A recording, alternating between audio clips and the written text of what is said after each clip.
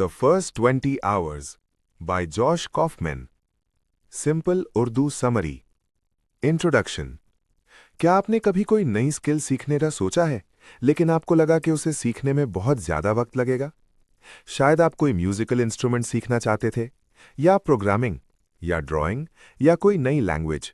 लेकिन फिर आपके जहन में एक ख्याल आया, इस स्किल को सीखने में कई साल लग जाएंगे। शायद मेरे पास इसका टैलेंट नहीं है, शायद ये बहुत मुश्किल है। इन ख्यालात की वजह से बहुत से लोग शुरू ही नहीं करते। ये ख्याल उस वक्त और मशहूर हुआ जब 10,000 आवर्स रूल की बात सामने आई। इस रूल के बारे में मैल्कम ग्लैडवेल ने अपनी किताब आउटलायर्स में बताया। इस रूल के मुताबिक किसी भी स्किल में वर्ल्ड क्लास बनने के लिए तकरीबन 10,000 आवर्स प्रैक्टिस की ज़रूरत होती है। लेकिन जॉश कॉफमन एक बहुत अहम बात समझाते हैं। 10,000 आवर्स दरअसल दुनिया में बेहतरीन बनने के लिए होते हैं। ज्यादातर लोग वर्ल्ड चैंपियन बनना नहीं चाहते। ज्यादातर लोग सिर्फ इतना चाहते हैं कि वो किसी स्किल में इतने अच्छे हो जाएं कि उसे यूज कर सकें और एंजॉय कर सकें। और जॉश कॉफमैन के मुताबिक इस लेवल तक पहुंचना लोगों के ख्याल से कहीं ज्यादा आसान है। उनकी रिसर्च के मुताबिक अगर कोई शख्स 20 आवर्स फोकस्ड प्रैक्टिस करे तो वो किसी नई स्किल में काफी बेहतर हो सकता है। इस आइडिया को रैपिड स्किल लर्निंग कहा जाता है। लर्निंग और स्किल में फर्क। मुसन्निफ एक अहम बात बताते हैं। लर्निंग और स्किल दोनों मुख्तलिफ चीज़ें हैं। लर्निंग का मतलब है नॉलेज हासिल करना, मसलन किताब पढ़ना, लेक्चर सुनना या वीडियोस देखना। लेकिन स्किल का मतलब है हकीकी दुनिया में कोई काम करना।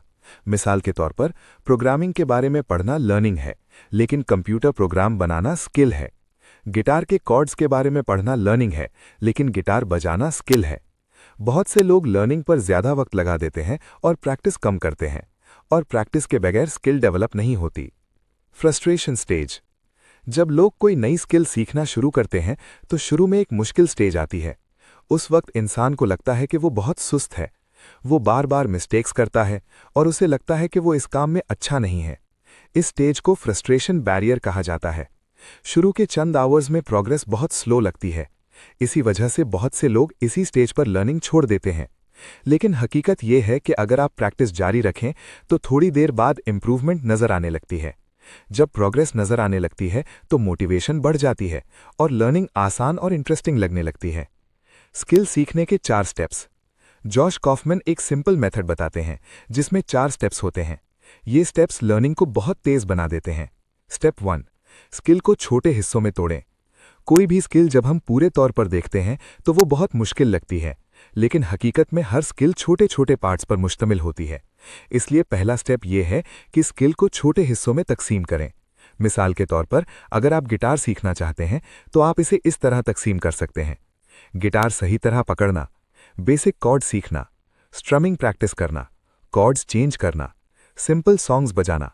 जब आप सबसे इंपॉर्टेंट पार्ट्स पर फोकस करते हैं तो स्किल जल्दी सीखने लगती है। स्टेप 2, इतना सीखें कि गलती समझ आ जाए। प्रैक्टिस शुरू करने से पहले बेसिक नॉलेज होना ज़रूरी है, लेकिन बहुत से लोग रिसर्च में बहुत ज़्यादा वक्त लगा देते हैं। वो वीडियोस देखते रहते हैं, बुक्स पढ़ते रहते हैं और इन्फॉर्मेशन कलेक्ट करते रहते हैं, लेकिन प्रैक्टिस शुरू नहीं करते। जॉश कॉफमैन कहते हैं कि सिर्फ इतना सीखें जितना प्रैक्टिस शुरू करने के लिए ज़रूरी हो। आपका मकसद ये होना चाहिए, आपको इतना पता हो कि जब मिस्टेक हो तो आप उसे पहचान सकें और उसे ठीक कर सकें। फिर फौरन प्रैक्टिस शुरू करें, क्योंकि असल लर्निंग प्रैक्टिस में होती है। स्टेप 3, प्रैक्टिस की रुकावटें खत्म करें। लर्निंग में कंसिस्टेंसी बहुत इंपॉर्टेंट होती है, लेकिन बहुत सी चीज़ें प्रैक्टिस को मुश्किल बना देती हैं, जैसे mobile phone, social media, tools की कमी या नॉइजी एनवायरनमेंट। इसलिए प्रैक्टिस को आसान बनाएं। मोबाइल नोटिफिकेशंस बंद करें, अपने टूल्स पहले से तैयार रखें, क्वाइट जगह पर प्रैक्टिस करें और प्रैक्टिस के लिए डेली टाइम फिक्स करें। जब प्रैक्टिस शुरू करना आसान हो जाता है तो कंसिस्टेंसी भी आसान हो जाती है। प्रैक्टिस शुरू करना आसान हो जाता है तो कंसिस्टेंसी भी आसान हो जाती है। स्टेप 4, 20 आवर्स प्रैक्टिस करना। आखिरी स्टेप है 20 आवर्स प्रैक्टिस करना। शुरू में 20 आवर्स ज़्यादा लगते हैं, लेकिन हकीकत में ये बहुत आसान है। मिसाल के तौर पर रोज़ाना 40 मिनट्स 1 महीने तक, या रोज़ाना 1 आवर 20 दिन तक, या रोज़ाना 2 आवर्स 10 दिन तक। तकरीबन 6 to 8 आवर्स प्रैक्टिस के बाद ज़्यादातर लोग फ्रस्ट्रेशन स्टेट से बाहर आ जाते हैं। इसके बाद प्रोग्रेस तेज़ी से शुरू होती है और स्किल आसान लगने लगती है। ऑथर के एक्सपेरिमेंट्स। अपने मेथड को टेस्ट करने के लिए जॉश कॉफमैन ने खुद कई नई स्किल सीखीं। उनका मकसद एक्सपर्ट बनना नहीं था, उनका मकसद सिर्फ 20 आवर्स में बेसिक स्किल हासिल करना था। यूकेलेले सीखना। उन्होंने सबसे पहले यूकेलेले सीखा। ये गिटार जैसा एक छोटा म्यूजिकल इंस्ट्रूमेंट है। उन्होंने एडवांस्ड म्यूजिक थ्योरी नहीं सीखी, उन्होंने सिर्फ पॉपुलर सॉन्ग्स के बेसिक कॉर्ड सीखे। इन कॉर्ड्स और सिंपल स्ट्रमिंग प्रैक्टिस के जरिए वो 20 आवर्स में सॉन्ग्स बजाने लगे। योगा सीखना। उन्होंने योगा भी सीखा। योगा में फ्लेक्सिबिलिटी और बैलेंस शामिल होते हैं। उन्होंने बहुत ज्यादा पोजेस सीखने के बजाय सिर्फ चंद बेसिक पोजेस पर फोकस किया। रेगुलर प्रैक्टिस से उनकी फ्लेक्सिबिलिटी बेहतर हो गई। प्रोग्रामिंग सीखना। प्रोग्रामिंग बिगिनर्स के लिए मुश्किल लग सकती है, लेकिन उन्होंने इसे सिंपल तरीके से सीखा। उन्होंने सिर्फ बेसिक कॉन्सेप्ट सीखे जो स्मॉल प्रोग्राम्स बनाने के लिए जरूरी थे। फिर फौरन कोड लिखना शुरू कर दिया। 20 आवर्स के अंदर वो वर्किंग प्रोग्राम्स बनाने लगे। टच टाइपिंग सीखना। टच टाइपिंग का मतलब है कीबोर्ड को देखे बिना टाइपिंग करना। ये स्किल प्रोडक्टिविटी को बहुत बढ़ा देती है।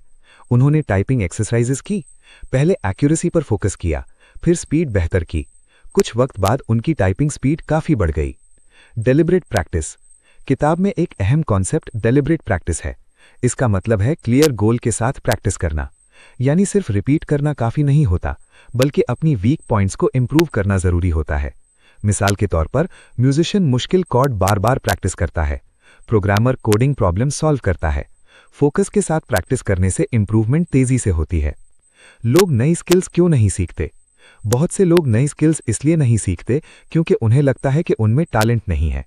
कुछ लोग एम्बैरेसमेंट से डरते हैं, कुछ लोग कहते हैं कि उनके पास टाइम नहीं है, लेकिन मुसन्निफ के मुताबिक ज्यादातर ये सिर्फ माइंडसेट प्रॉब्लम्स होती हैं। जब लोगों को पता चलता है कि सिर्फ 20 आवर्स में बेसिक स्किल आ सकती है, तो लर्निंग आसान लगने लगती है।